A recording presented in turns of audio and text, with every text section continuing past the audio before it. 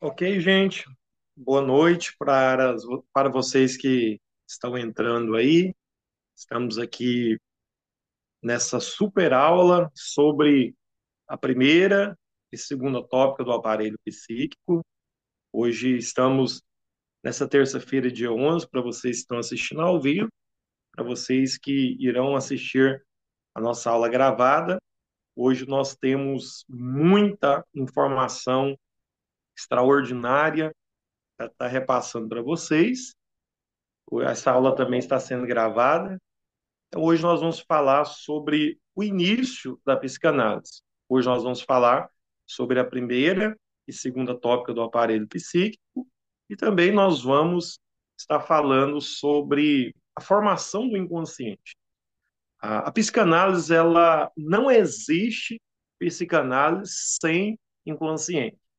Então, hoje eu queria falar com vocês sobre essa sistematização do Freud acerca do inconsciente. Ele não criou o inconsciente, mas ele foi o teórico que mais deu ênfase, que transformou o inconsciente em ciência, em uma ciência própria.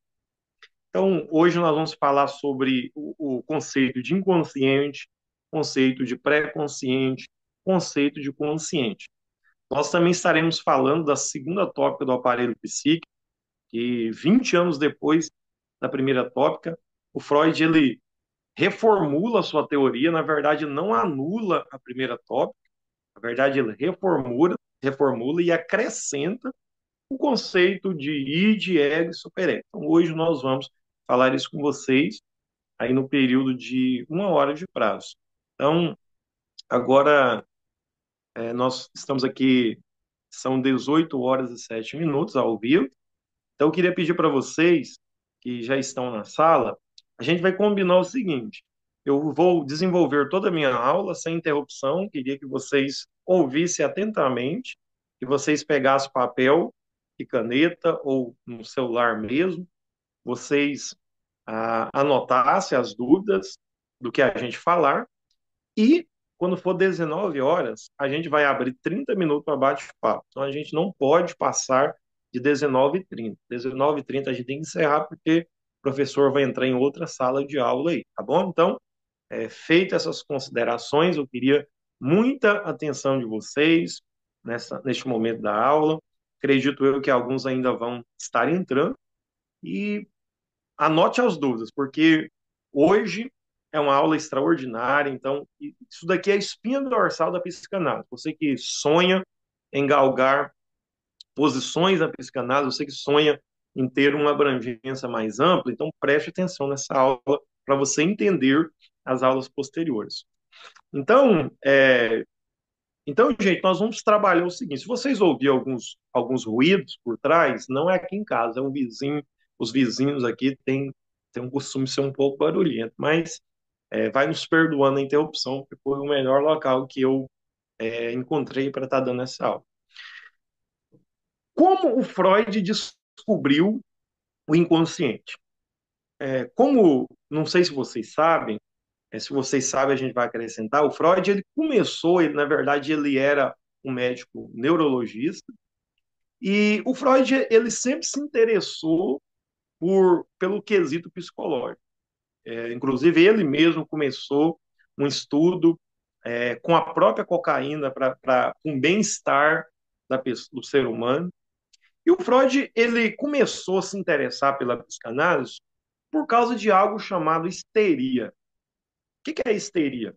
Ali por volta no final dos anos 1800, a partir do ano 1880, 1889, até o ano 1900, estava acontecendo um fenômeno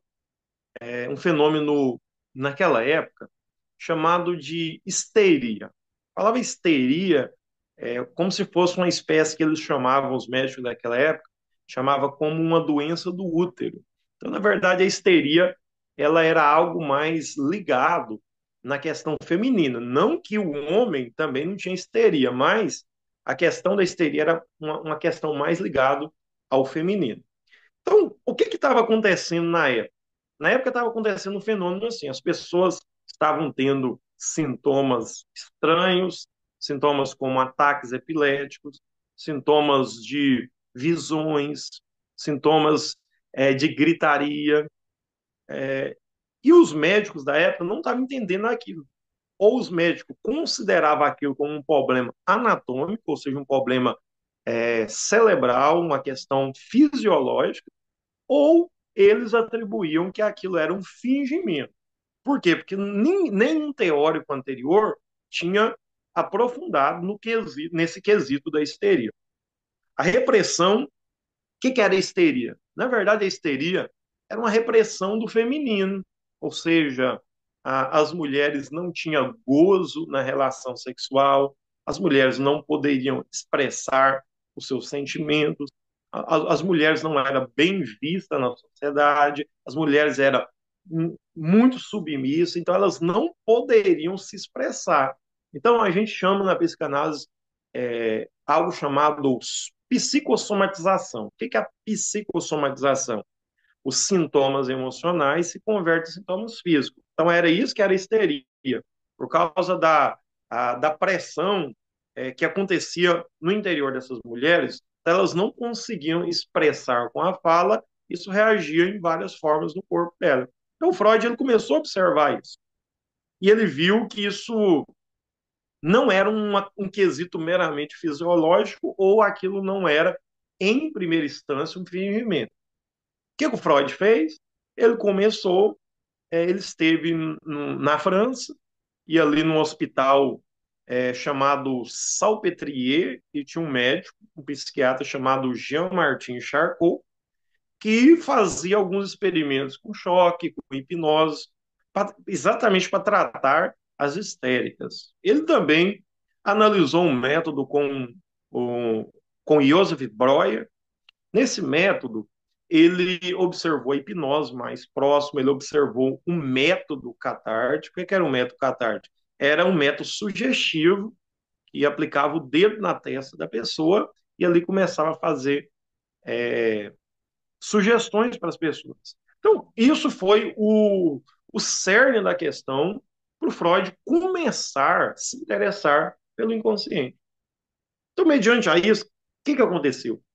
O Freud até que ele tentou trabalhar com a hipnose, mas ele se autoproclamava como um péssimo hipnólogo, e nesse quesito, o Freud começou a se aperfeiçoar, ele começou a analisar, ele começou a se aprofundar, com as suas experiências particulares, ele começou a analisar as pessoas e ele descobriu que na verdade, não eram as ações do consciente que dominava a mente humana, mas ele entendia que era o consciente era nada mais, nada menos do que um reflexo do inconsciente.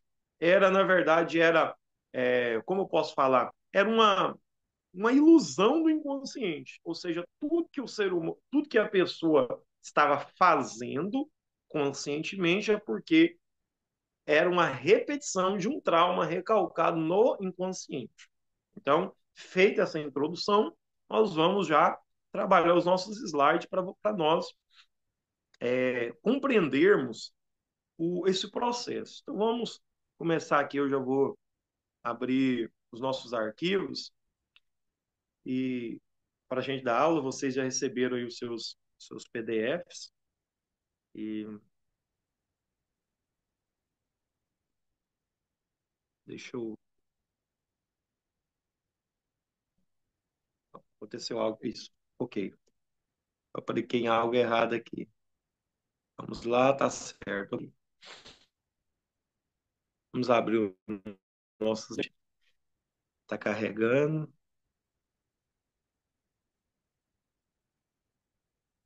Vamos lá.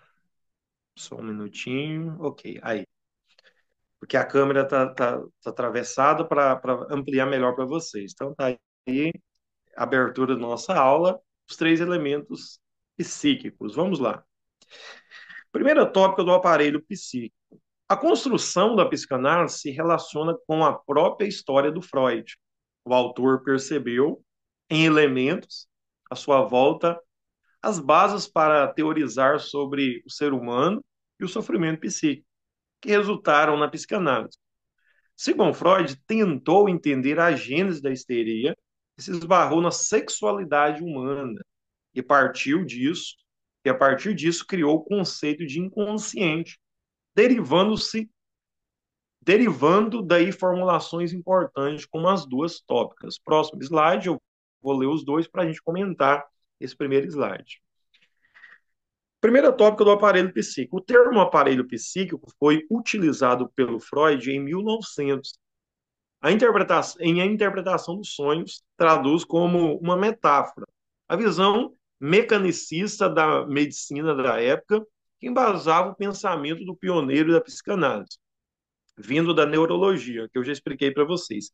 Este conceito psicológico foi inicialmente construído a partir da analogia com aparelhos ópticos. Assim, Freud conceituou o aparelho psíquico com a função de transformar a energia pulsional, abre aspas, sexual instintiva, fecha aspas, promovendo inscrições dessa energia em traduções das impressões psíquicas do início da vida.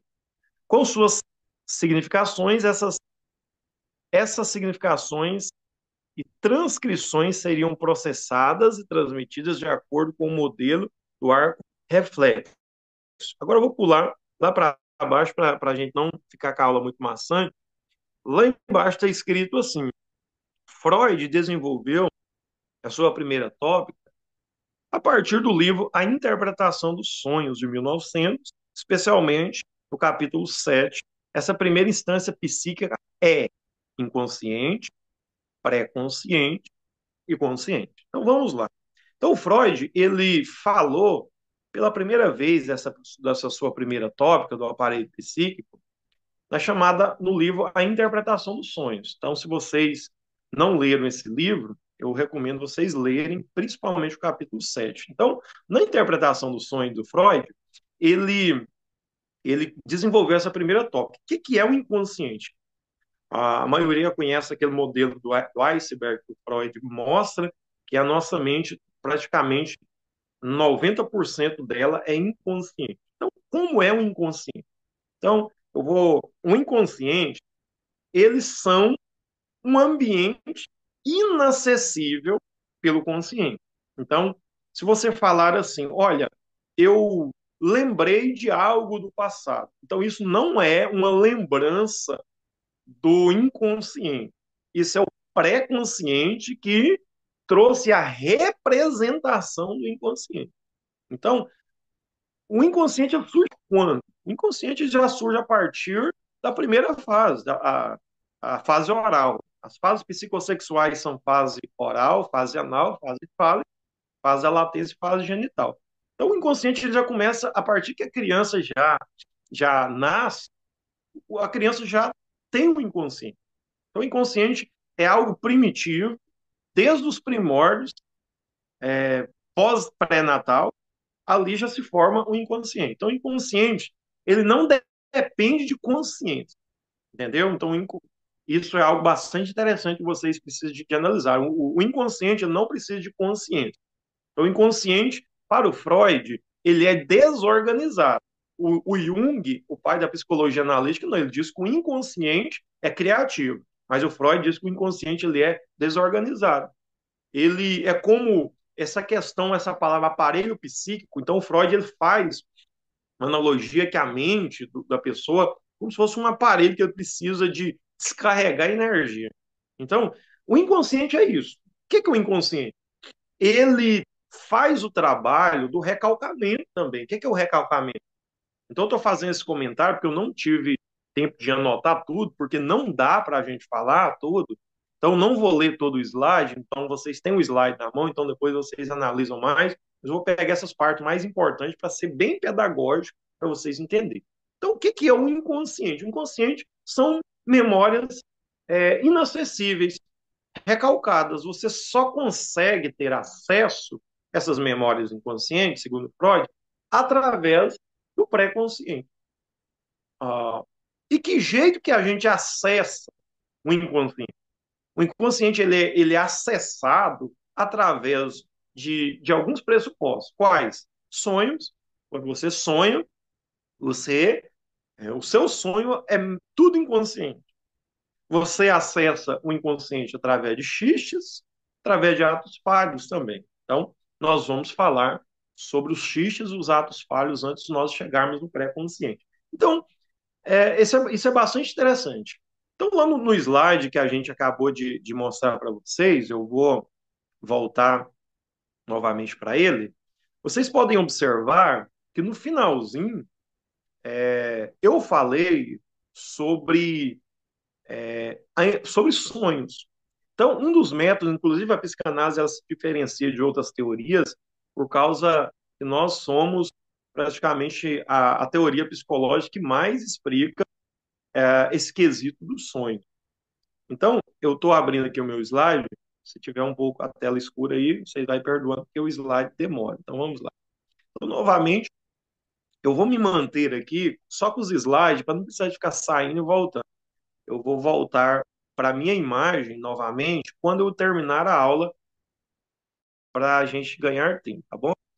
Então, uh, eu falei para vocês lá no final, vocês vão ver, né? Lá no final desse slide está escrito assim: o Freud desenvolveu a sua primeira tópica a partir do livro A Interpretação dos Sonhos, do ano 1900, especialmente o capítulo 7. Então, o inconsciente, uma das formas mais eficazes a gente acessar o inconsciente é através do sonho. Eu não sei se vocês estudou a interpretação de sonhos, se vocês não estudou, vocês ainda vão estudar. O que os sonhos são? Para o Freud, o sonho ele tem quatro instâncias: conteúdo latente, conteúdo manifesto, deslocamento e condensação, tá bom? Então, voltando para vocês entenderem, eu não vou sair dos slides, viu? A aula vai até o final com o slide, eu só volto para a minha imagem quando eu encerrar a aula para os bate-papo. Então, guarda aí suas perguntas, e se tiver bate-papo, nós temos 5 pessoas na sala, se tiver bate-papo, você vai interagir comigo, tá bom? Se não tiver, a gente, às 19 horas, encerramos a aula. Então, os sonhos têm esses 4 conteúdos: conteúdo latente, manifesto, deslocamento e condensação. O que, que é o conteúdo latente? Eu vou simplificar para vocês, para mim não ser muito teórico. Eu vou simplificar de que forma? Eu vou falar para vocês sobre, vou falar para vocês sobre o significado de cada um deles de forma bem simples. Primeiro, o conteúdo latente, vamos supor, você hoje você trabalhou o dia inteiro, você teve um dia daqueles, você deu tudo errado no seu serviço, o seu patrão te torrou paciência, te encheu o saco o dia inteiro. E você, para não perder o emprego, você guardou aquela raiva que você tinha do patrão. Você falou assim, você guardou aquilo no coração e aquilo você não pôde se expressar. À noite, na mesma noite, ou uma semana depois, ou um mês depois, você pode sonhar que você está chutando uma bola e quanto mais essa bola volta em você, você está chutando ela forte, forte, forte na parede até essa bola arrebentar. O que, que é isso? Isso é o conteúdo manifesto, o que o seu sonho se transformou. O que, que é o conteúdo latente? A raiva que o seu patrão te passou. O que, que é o conteúdo manifesto? O que aquela raiva provocou no seu inconsciente, que foi um sonho que você sonhou chutando uma bola, aquela bola representou o seu patrão. Então você descarregou a raiva no seu sonho. Então o seu sonho se transformou em uma representação daquela bola. Então isso é conteúdo latente, é o patrão que te passou raiva. O conteúdo manifesto é aquela raiva que você descarregou na bola no sonho. O que, que é o deslocamento? O deslocamento essa tríade entre o real e o simbólico, ou seja, você passou a raiva, então aquela raiva se transformou em símbolos em sonho. Então, isso é o deslocamento. O real se transforma por simbólico. O que é a condensação? A condensação é as misturas que os sonhos criam. Por exemplo, dentro de um mesmo sonho, você pode sonhar, você está dentro de um quarto, o quarto é verde. Atrás do lugar que você está sentado, tem um quadro de uma mulher nua. Do lado do armário, tem uma espécie de uma imagem em cima. Então, isso é a condensação. Então, na condensação, quando você vai contar esse sonho para o analista vai analisar o que significa esse quadro de trás, por que esse quarto é verde, por que tem uma imagem em cima do guarda-roupa, por que o quadro de trás é uma mulher nua. Então, a condensação é isso, analisar os detalhes. Então, tudo isso é reflexo do inconsciente. Então, para o Freud, o sonho, em primeira instância, o sonho, ele representou ou realização de desejo. Então, para o Freud, nessa primeira tópica, sempre o sonho é realização de desejo. Eu estou realizando meu desejo em sonho.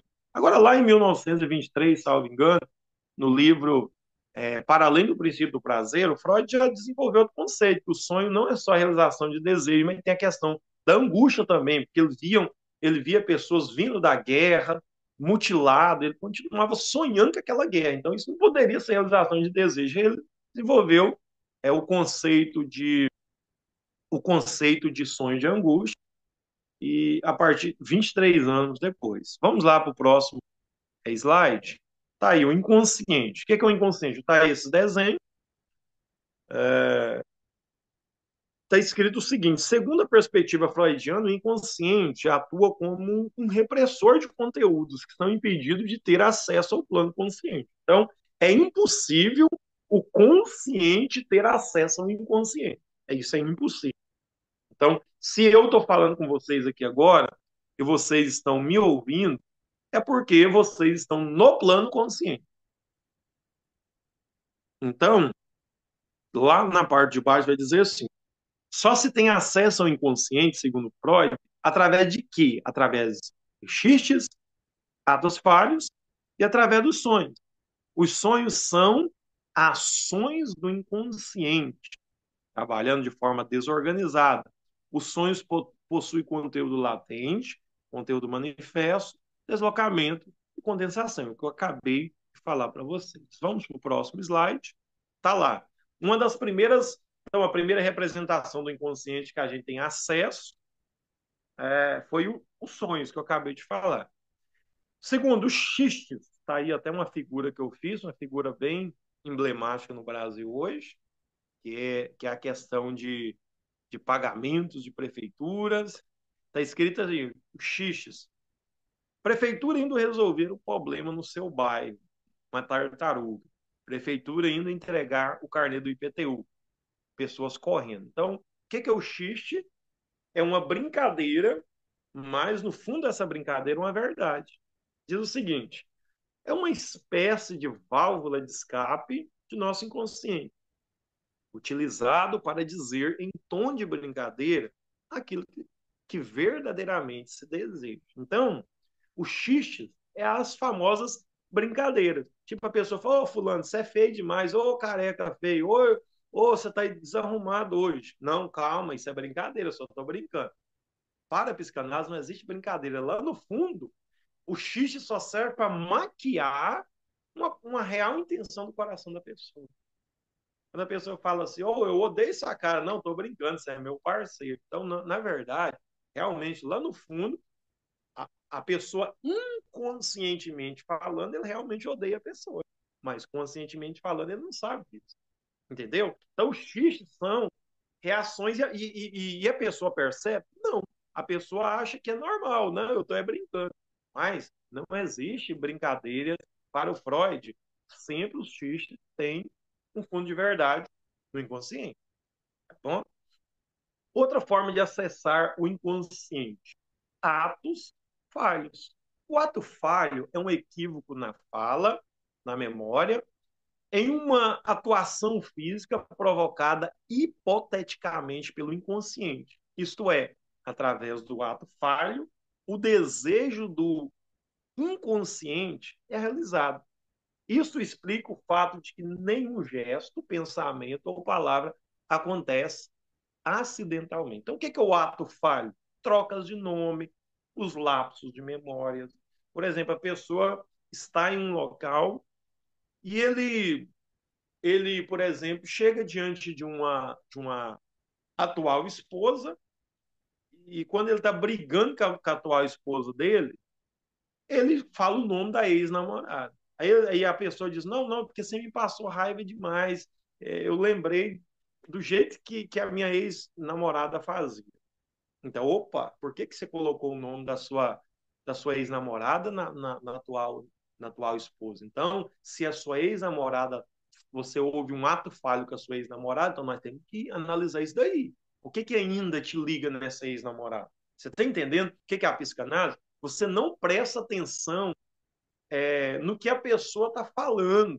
Você presta atenção nos atos falhos, nos xixes, nos olhares, nos movimentos. Então, isso é psicanálise. Psicanálise, a atenção flutuante é isso. Você não observa só a fala da pessoa. Você observa o que está em volta da fala, você observa o que está em volta do olhar, você até observa a expressão corporal. Então, tudo isso são reflexos do inconsciente. Outro exemplo de um ato falho. A pessoa, a mãe, por exemplo, tem 3 filhos e a mãe fala o nome do outro filho. Por exemplo, o nome dos 4 filhos, dos 3 filhos são João, Maria e Pedro. E na hora que a mãe vai falar com o João, sempre fala o nome do Pedro. E nunca troca o nome do João pelo Pedro. Opa, por que a mãe fala o João de Pedro e não o Pedro de João? Então, nós temos que investigar o que tem, qual que é a ligação que essa mãe tem com esse filho. Será que ela teve um amor a mais por esse filho? Será que esse filho foi um filho que teve muita dificuldade no parto para ela? Então, é isso que é a psicanálise, gente. É análise, é atenção flutuante. É isso, tá bom? Vamos lá, então. Agora sim, nós chegamos no pré-consciente.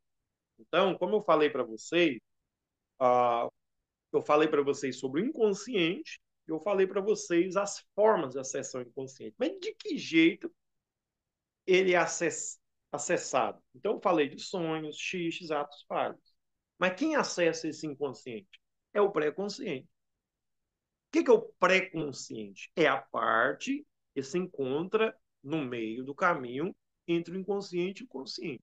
Agora, uma coisa muito interessante é a última parte lá que eu escrevi lá. O pré-consciente é a sala de espera.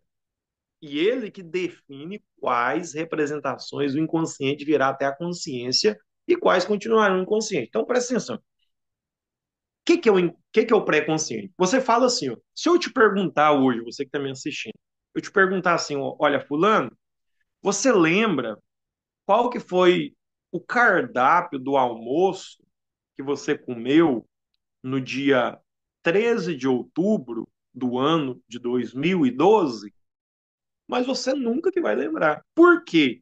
Porque esse cardápio do almoço de 13 de outubro de 2012 está recalcado no seu inconsciente. Ele está guardado, ele pode voltar. Você pode lembrar? Pode. Por que eu lembro certas coisas e eu não lembro certas coisas? Aquilo que você não lembra está guardado, pode voltar. Mas aquilo que você lembra não foi o consciente, foi o pré-consciente que acessou. Entendeu? Então, o pré-consciente acessa o inconsciente e traz as representações do inconsciente para o consciente. Então, entenda, o pré-consciente ele não acessa o inconsciente, ele só pega as representações do inconsciente e traz o pré-consciente. Agora, se eu falar para você assim, ó, você lembra qual foi o cardápio do almoço de hoje? Você vai lembrar. Então, essa lembrança que você tem é o pré-consciente que acessou o inconsciente. Está entendendo? Tanto que isso é interessante. Então, o pré-consciente é aquele que faz a mediação, aquele que vai lá no inconsciente, pega as representações do inconsciente e entrega para o consciente. Então, isso é a primeira tópica. Aqui nós chegamos no consciente. Eu estou acelerando porque eu tenho 25 minutos para a gente falar da segunda tópica do aparelho psíquico. Olha o consciente. O nível consciente refere-se às experiências que a pessoa percebe, incluindo lembranças e ações intencionais. a consciência funciona de modo realista, de acordo com as regras do tempo e do espaço. Percebemos a consciência com nossa, percebemos a consciência como nossa identificação, como nós identificarmos com ela. Então, o que é o consciente? O consciente é o que eu e você está fazendo aqui agora. Você está me vendo, eu estou fazendo slide. Então, isso é o consciente. Então, não tem nada o que explicar. Mas o, o consciente pode ser atingido pelo inconsciente? Pode. É o que eu acabei de falar para vocês. Você só tem acesso ao inconsciente, você tem noção do inconsciente, no consciente, a partir que você faz análises pessoais, supervisionada, e você consegue compreender em pormenores tudo que eu acabei de falar. Vai anotando aí, se tiver pergunta, nós vamos abrir a sala para vocês perguntarem daqui a pouco. Agora vamos para a segunda tópica do aparelho psíquico. Então, a primeira tópica, o modelo topográfico, foi inconsciente, pré-consciente e consciente. Freud começou a falar sobre isso, o livro A Interpretação dos Sonhos, no ano 1900. Essa segunda tópica do aparelho psíquico, Freud sistematizou ela, está escrito aí, ó, de 1920 a 1923, Sigmund Freud reformulou sua teoria com os conceitos de id, ego e superego. Teve por base o estudo clínico da psicose. Freud concluiu que a primeira tópica não explicava certos fenômenos psíquicos. A nova teoria da estrutura psíquica, conhecido como modelo estrutural. Então, a primeira tópica é considerado como modelo topográfico. A segunda tópica é considerado como modelo estrutural. Então, o Freud, ele foi desenvolver esse estudo, essa segunda tópica do aparelho psíquico, só 20 anos depois no livro O Eu e o Id. Ali ele começou a falar, olha, dentro do inconsciente tem algo chamado id, mas o inconsciente também influencia o ego e também o superego. Então ele começou já a reformular. Você está aí vendo um desenho do id eu quero agora, o ego agora é uma boa hora, fazendo a pergunta, e o superego é melhor não. Existe uma imagem muito equivocada que a gente observa aí na psicanálise, principalmente aquelas pessoas que não têm muita experiência com psicanálise, de fazer aquela ideia assim de uma pessoa, um anjinho, que é o demônio, que é o id, e o superego, que é o anjinho. Não existe isso. O superego, ele não é esse anjinho que muitas pessoas pensam. E o id também não é só esse demônio que as pessoas pensam. Então vamos lá falar agora do id, parte da psique mais próxima do corpo e das pressões instintivas. Os conteúdos do id inconscientes que representam as pulsões. Conteúdos do id hereditários ou adquiridos é regido pelo princípio do prazer. Então o id ele pode ser algo hereditário, ele também pode ser algo adquirido e ele também ele é regido pelo princípio do prazer. Vamos supor, uma criança, segundo o modelo Freud, até ali por volta dos 5 anos, a criança é puro id, puro id.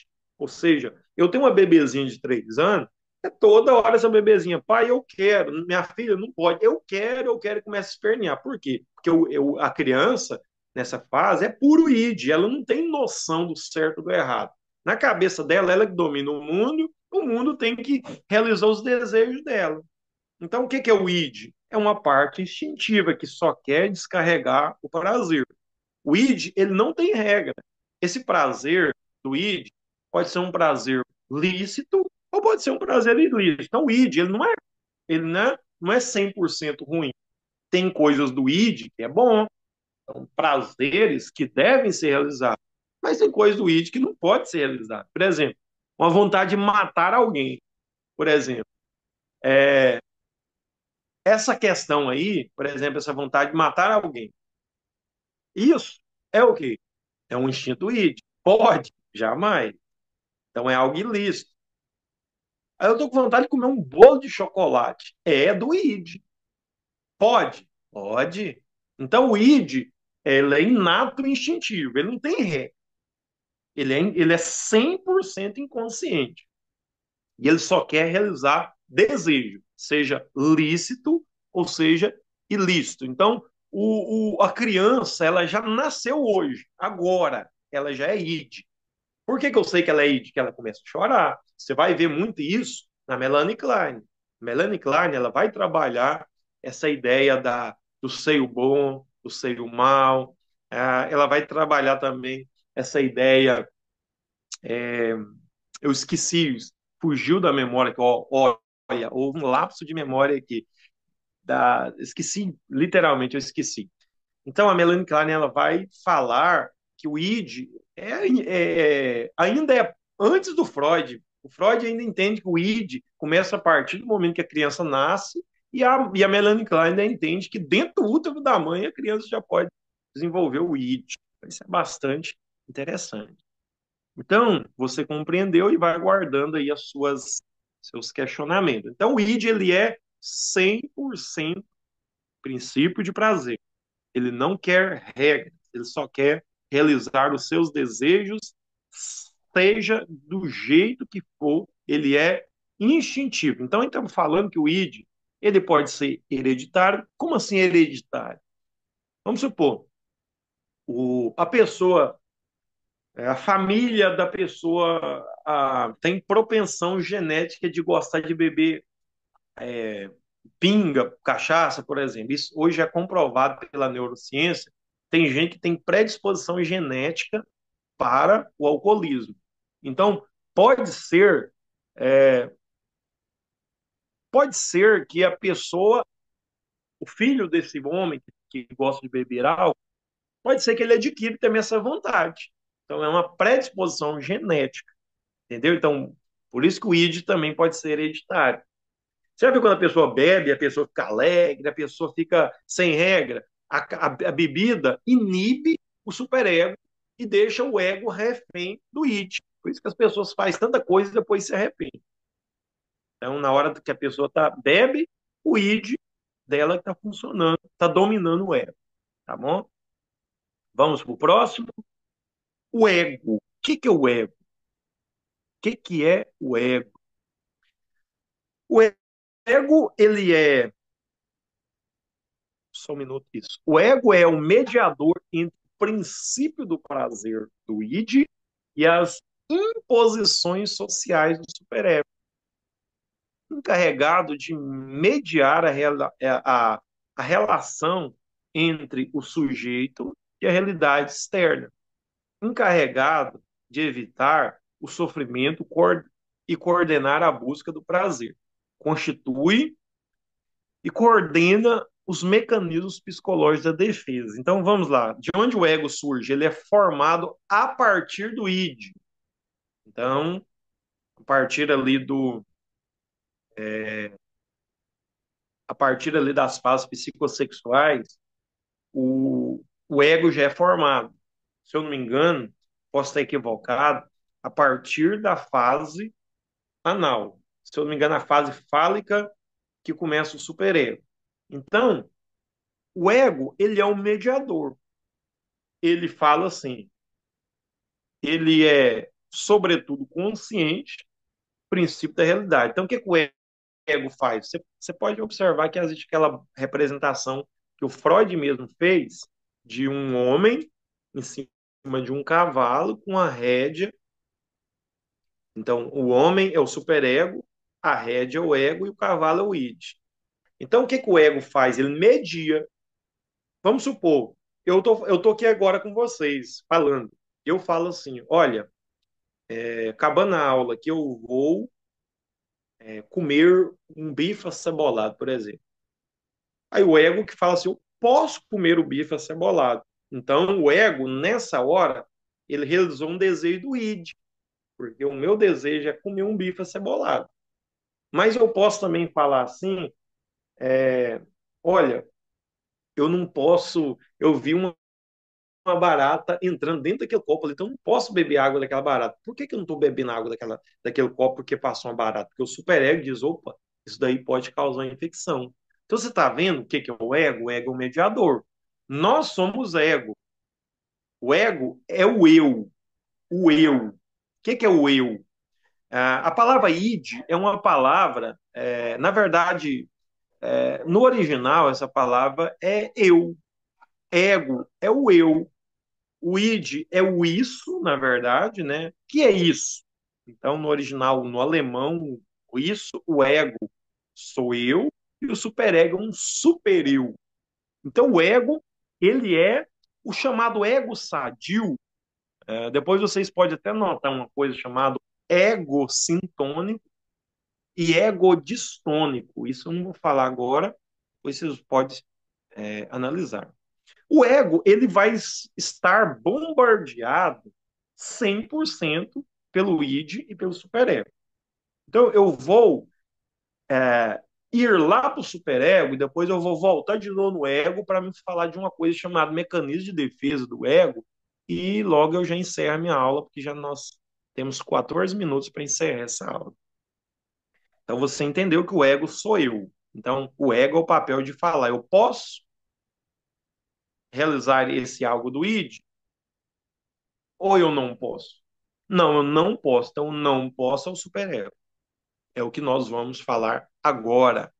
Superego ou supereu?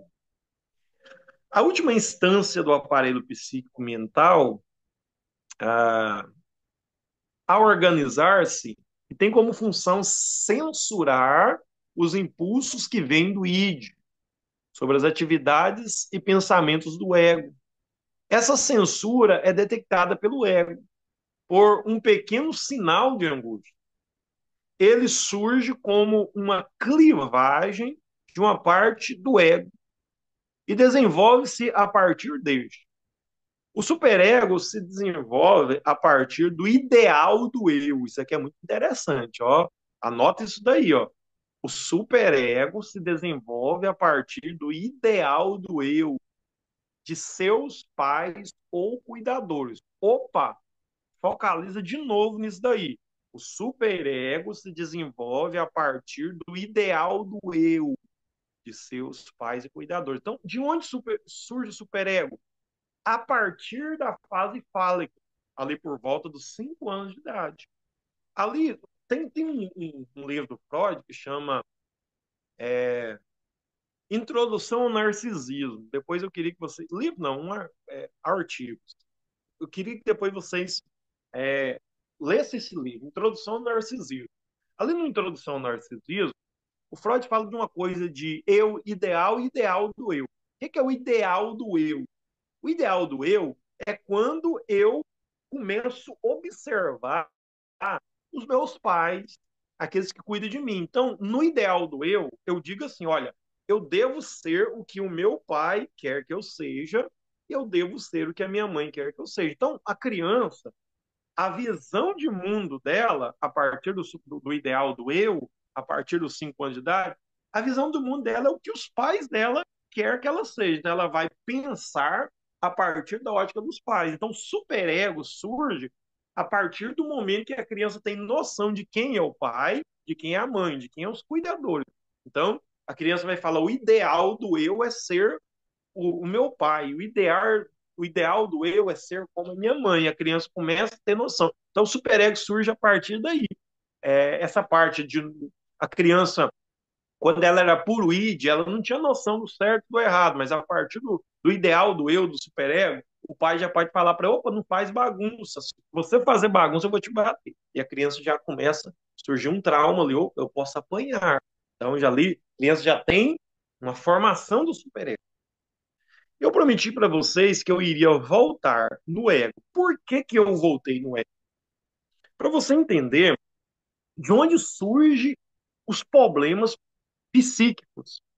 Os problemas psíquicos surgem quando o ego não consegue mediar entre o id e o superego. Aí isso vira um ego frágil. As neuroses começam a partir de um ego frágil. O que é isso? O que é um ego um ego sadio? O ego sadio é aquele que fala assim: olha, eu posso fazer isso, eu não posso fazer isso. Essa é a hora de fazer, essa hora não é a hora de fazer. Esse é o ego sadio. O que é o ego frágil? Aquele que começa a ser bombardeado pelo id e pelo superego. O id fala, você tem que fazer. O superego diz, não faça, faz, não faça. Se você fazer, você vai se dar mal. Mas se você não fazer, você vai perder. Então, aí a pessoa fala, eu não sei o que eu faço, ao mesmo tempo eu quero fazer tal coisa, mas ao mesmo tempo eu não dou conta, tipo aquela pessoa que procrastina demais.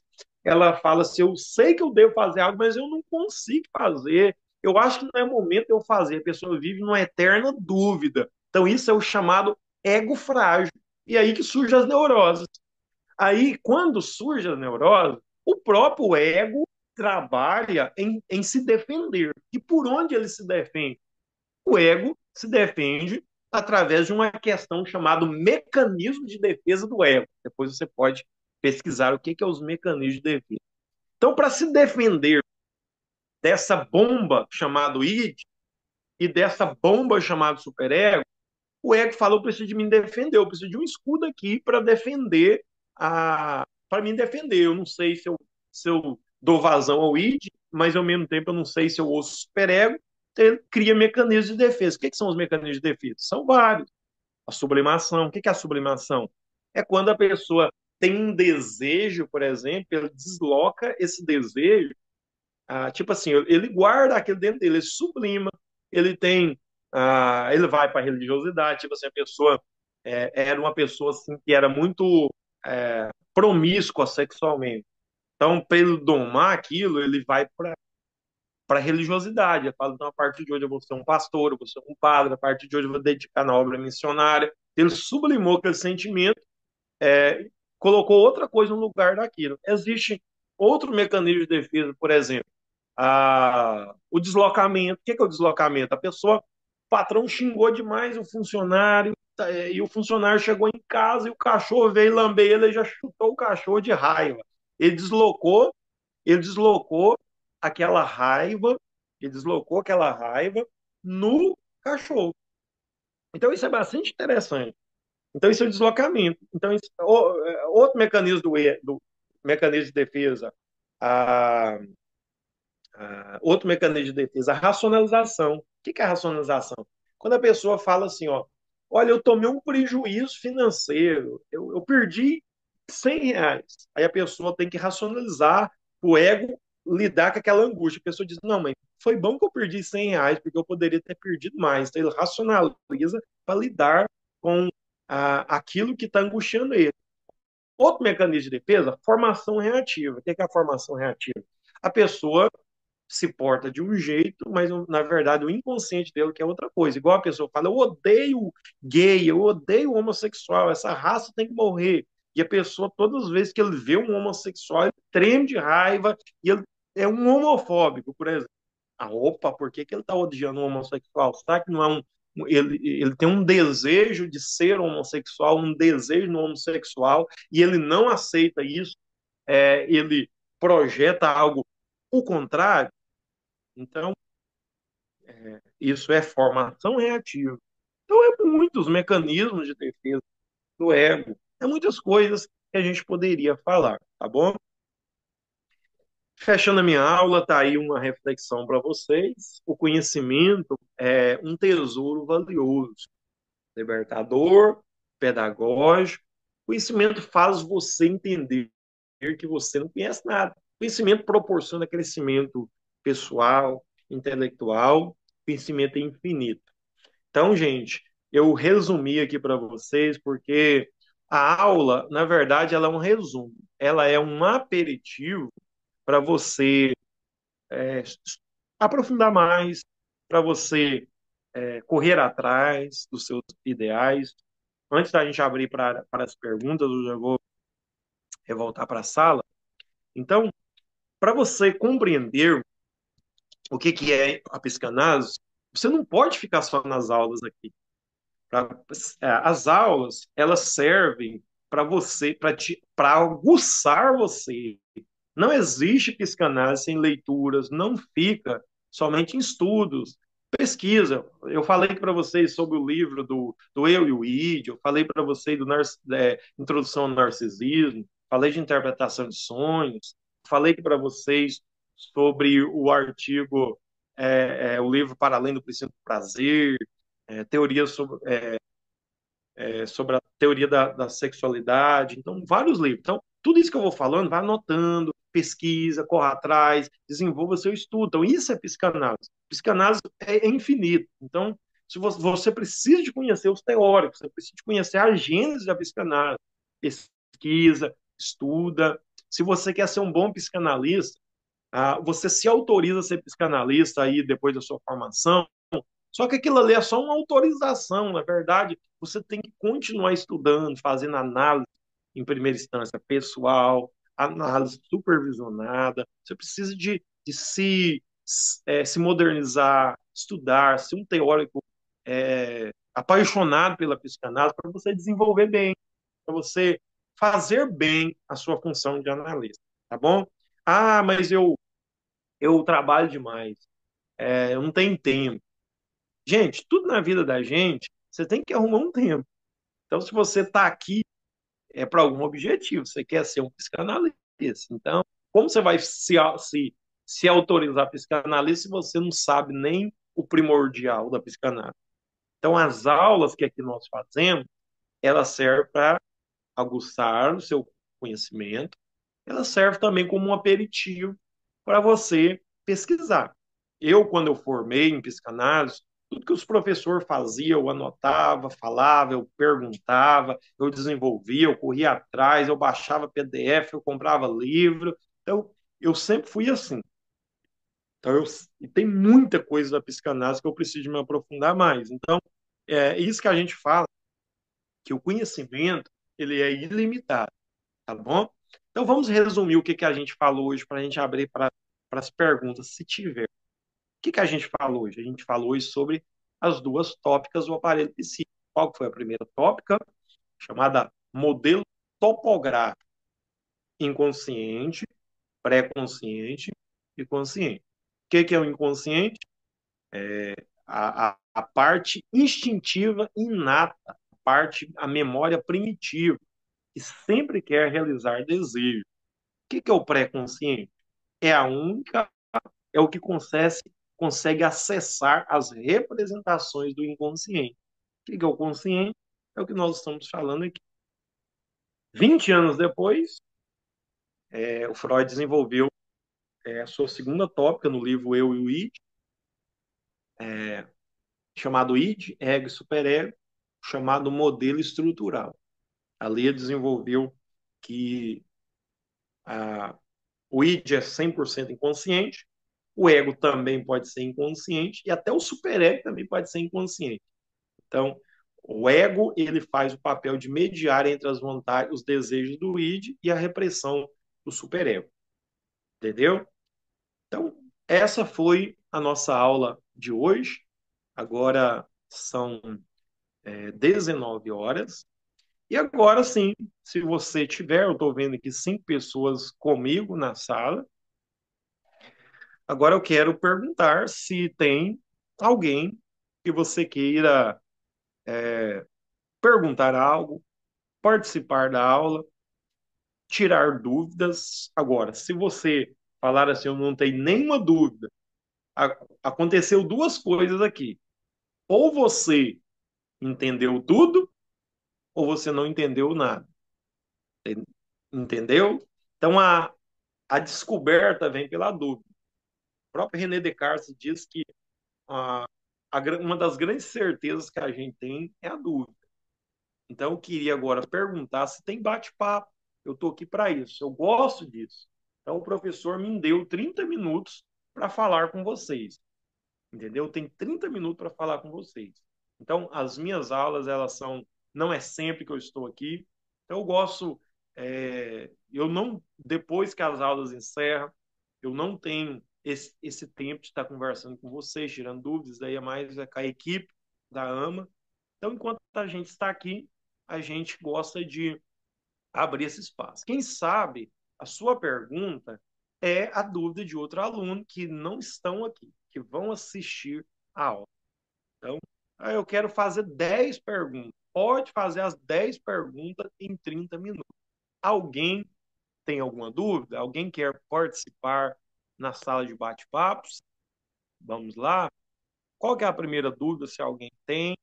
Eu estou aqui para responder vocês. Tem alguém que tem alguma dúvida? Pode abrir o seu microfone, falar o seu nome e perguntar, tá bom? Participe, para você tirar as suas dúvidas, para você ser um ótimo psicanalista. Tem alguma dúvida? Alguém quer abrir espaço aí para o bate-papo?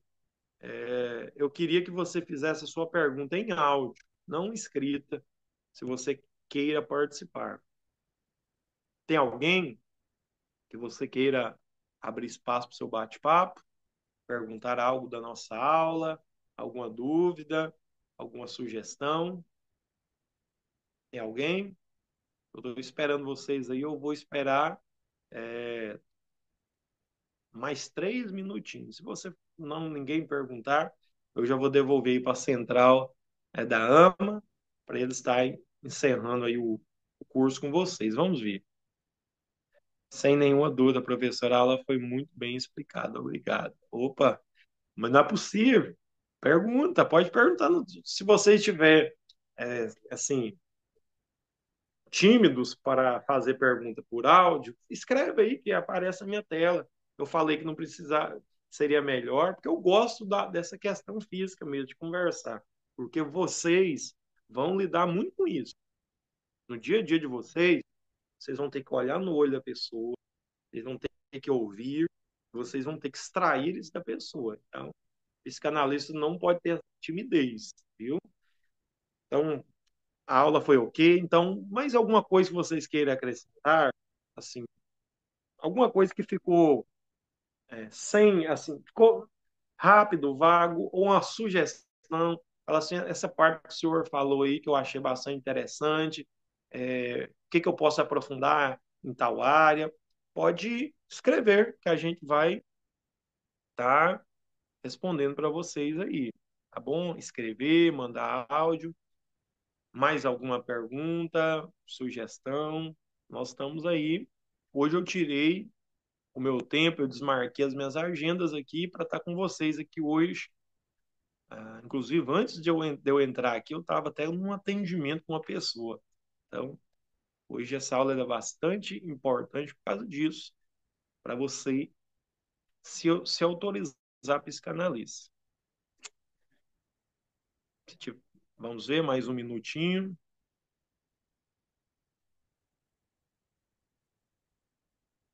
Então, tá ok. Se não tem nenhuma uma dúvida, eu já vou devolver aí para a central de curso aí da AMA.